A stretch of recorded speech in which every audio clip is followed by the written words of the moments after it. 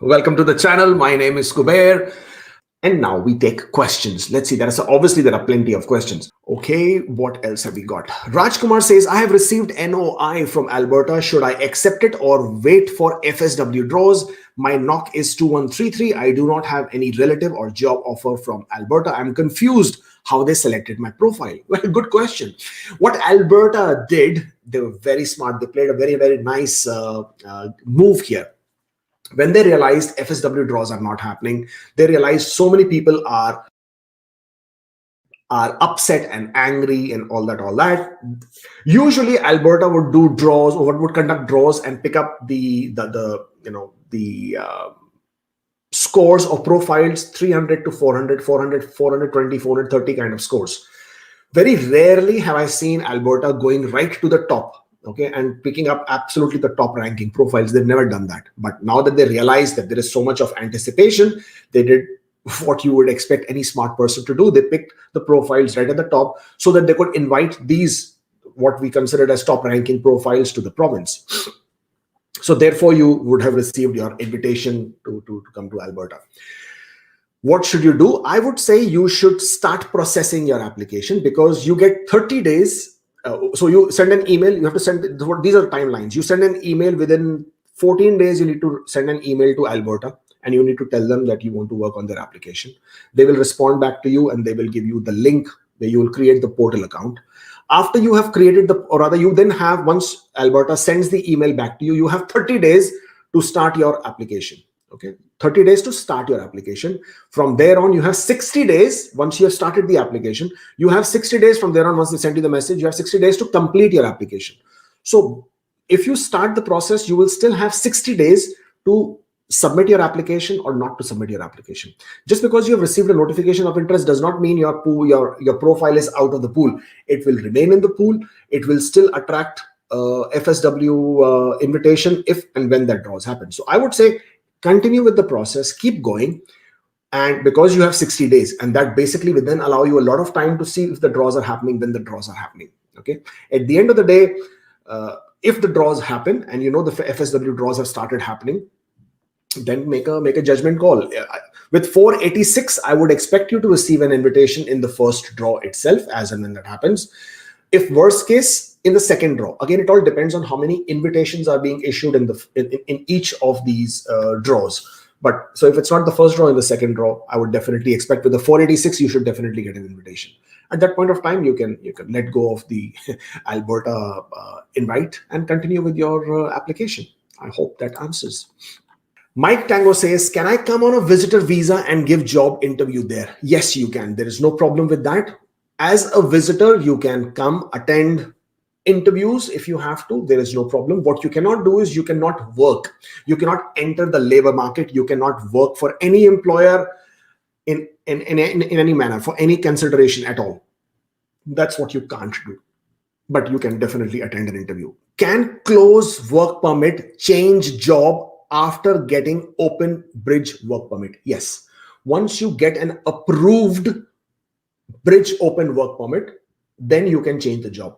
You cannot change the job in the implied status while you are waiting to get your open work permit for bridge open work permit. And the reason is the implied status basically says that you automatically, implied status basically means that there's an implication that your previous status continues while the decision is being made. So if your previous status was of a closed work permit, that condition, that status continues while your new work permit is approved.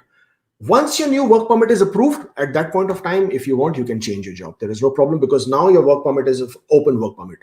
Voila! This is great news. And this is Bhupender Gill, who says, my brother got fresh PPR yesterday too. Thank you, Bhupender. You are such a light in all that darkness that was coming through since yesterday, who are sort of saying that, no, this is lie, no, this is not happening. How can people not get it and not talk about it? Well, there you go. There's somebody else who's talking about it. AOR from November 2019, Outlander with New Delhi visa office. Great news. Congratulations. You have waited for such a long time, and I'm so happy that you finally have your passport request. This would have come such a huge relief. I'm sure you guys are already celebrating. This is great. This is awesome. Okay, I also see some more Positive news. I am a living testimony here. I have received my fresh PPR. So people, please don't doubt him. Thank you, Ranjit. Congratulations. First of all, this is amazing. This is great news. I wish you all the best. I mean, I know you must have waited for a very long time, and seeing the fact that you also have received your PPR. And as I said, I'm sure the celebrations would already be out there and happening. So congratulations again. This is great. This is awesome. Max says, Kubeirji, are you Indian or Pakistani? I mean, does it really matter whether I'm an Indian or a Pakistani? Would you sort of believe me less or follow me less if I said I'm from India or I'm from Pakistan? How does it matter? I do not care about nationality bias. I do not care about gender bias. I do not care about religion bias, color bias, creed bias. As far as I'm concerned, I'm a human being. I'm blessed to have had this opportunity that right now so many of you are watching this, following me, talking to me, sharing things with me, and even having such a strong faith and trust in whatever I say. Okay, that for me is such a huge blessing, and I can't be grateful enough. So whether I'm from India or whether I'm from Pakistan, that is absolutely irrelevant. The fact that I'm here, the fact that I'm able to share with you whatever I know, whatever I have knowledge of, and if that knowledge is of any benefit to you, then that is of a bigger relevance than the fact that whether I'm from India or Pakistan. Rohan says, what is the standard document I can show for justifying my each work experience letter or salary slips, or enough or reference letter is mandatory? Okay, Rohan, we have done so many videos on work experience, and I strongly suggest that you should take a look at some of my past videos that we have done in detail talking about work experience. Your Express Entry application is a point-based system. Okay, so everything is based on points, your eligibility points, your assessment point, everything is factored around your age, education, work experience. You get points for work experience. You get work experience is the criteria for your eligibility and for your qualification. So obviously they're looking around points, looking around the work experience. Your documentation has to be such that they can prove three different things. First thing is that they should be able to prove the work period. Now, when I'm saying work period means you were working from 2019 to 2021. You were working from 2015 to 2017, or whatever that period was. Because you get points for the period of work. You get points for 1 year, you get points for 3 years, you get points for 6 years for eligibility in Express Entry. So the documents, first of all, should be able to establish the work period. Very important. It should also, when I'm saying work period, it should also include the working hours. So it should mention full-time, part-time, or it should mention the hours per week, because Canadian immigration considers 30 hours per week as full-time, and you should have worked for at least 1 year continuous work time. You should have worked for at least 1 year full-time continuous in order to be eligible for Express Entry. That's as a federal skilled worker. So you have to be able to prove this period of work. Number two is you have to be able to prove that this was paid employment. You were receiving remuneration for it, whether it was commission, whether it was the regular salary, that doesn't matter, but you should have been paid for it. It cannot be a free voluntary job that you did. That will not hold any value for Express Entry. Third, and very critical and important, is your NOC code. Under Express Entry, you are eligible only if your NOC code is 0, A or B. And therefore, if you're not able to prove your NOC code, what skill type it is, what categories, what NOC code it is, your application will be rendered as ineligible, and you will be refused, because your reference letter should indicate your duties and responsibilities, based on which IRCC will validate and see, okay, this is your NOC code, these are your duties and responsibilities, this checks, this matches, fine, you're eligible, you qualify, you should get your points that you have asked for. And there you go, application approved. So reference letter is extremely important, because reference letter is an official document from your employer which will specify the period of work, the hours per week, the duties and responsibilities, and what you were paid. That single document is the most crucial, important, critical document of your application. In addition to that, my recommendation is always provide additional proof of salary. So provide pay slips, pay stubs, income tax returns. If you're in Canada, then provide T4s and notice of assessments as well. If you can provide, or if any of this is missing, always look for alternatives. If pay stubs is missing, provide tax documents. Tax documents are missing, provide bank statements that show salary credit from that particular company. If you're being paid in cash, that is also absolutely fine. Provide a salary certificate from the employer, provide pay slip or pay stub, provide some sort of a register copy if your company was maintaining where you have signed, or a payment voucher.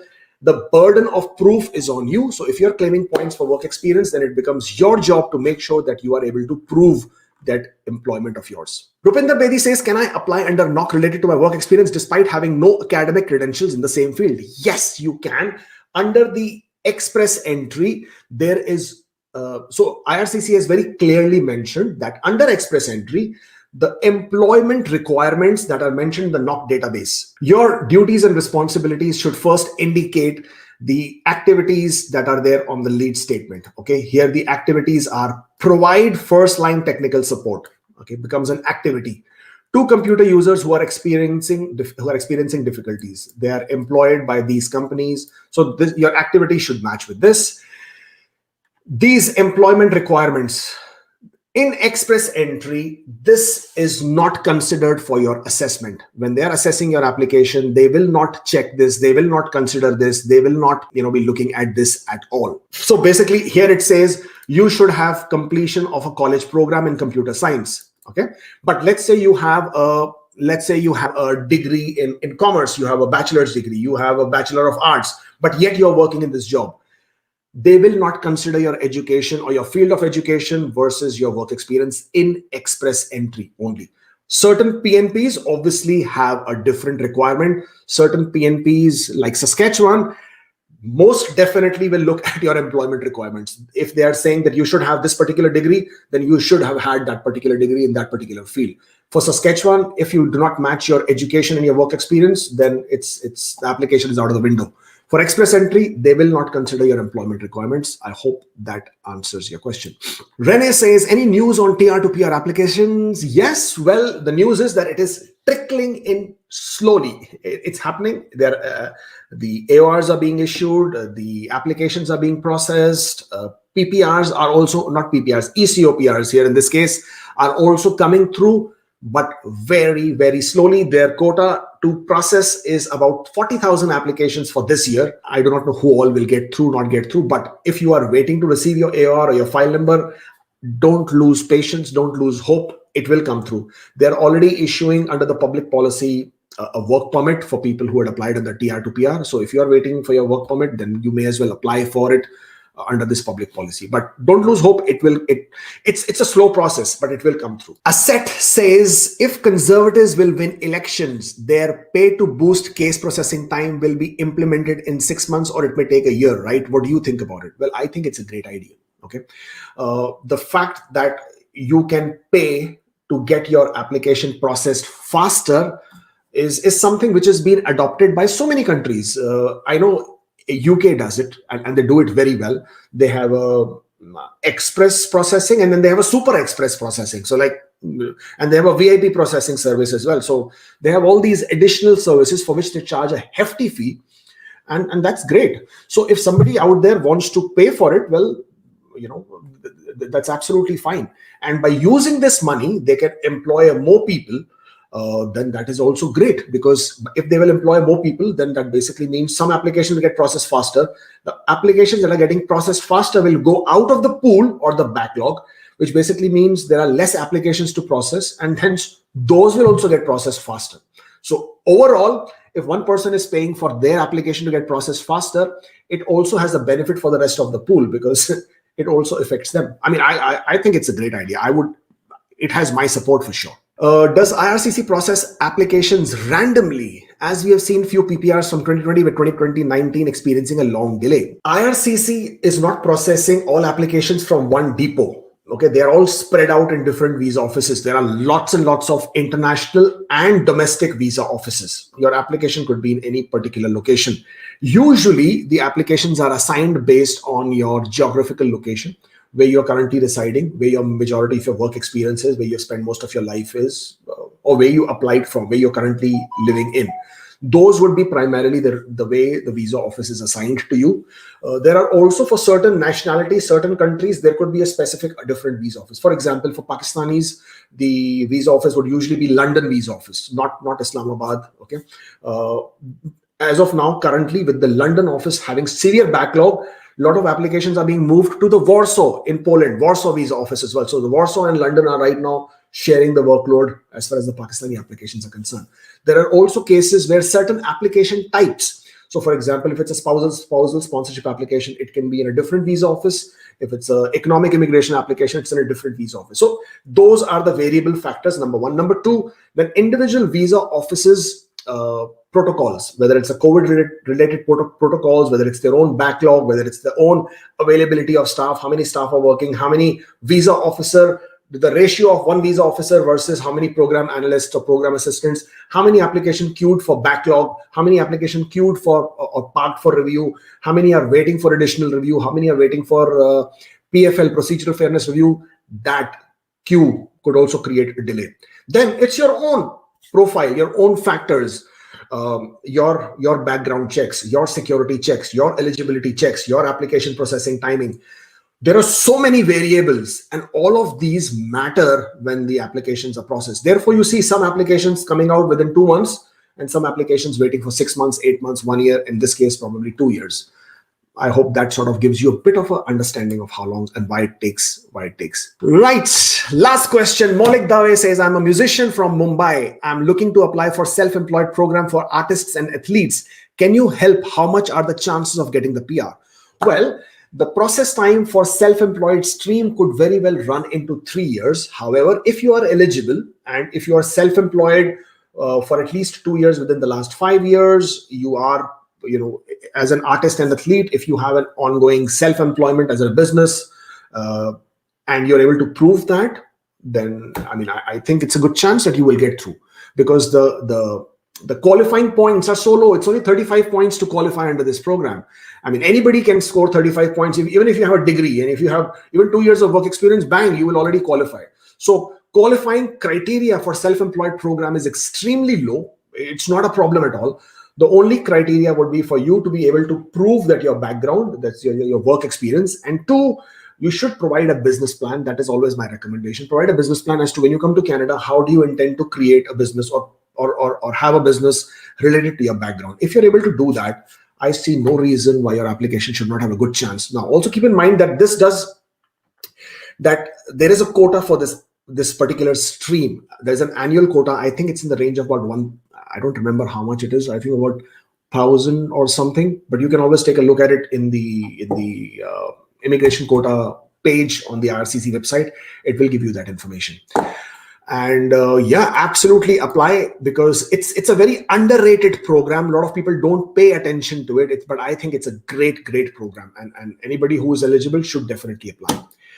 If you are not following me on Instagram, you see there's an Instagram going on right now live as well. So you should follow me on Instagram. That's the link. You should follow down. You should come down there and follow us. If you wish to make an appointment one-on-one, askkubeir.com/appointment. That's the link. Do feel free to make an appointment. I am, after all, an ICCRC licensed immigration consultant and legally authorized to give you immigration advice, to check your documents, to figure out what's going wrong, not going wrong, what's happening, not happening with your application. Definitely don't forget to subscribe to this channel here.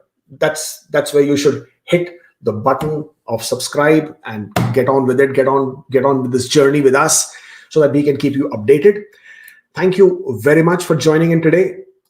It has been great as usual. I will see you next time. Stay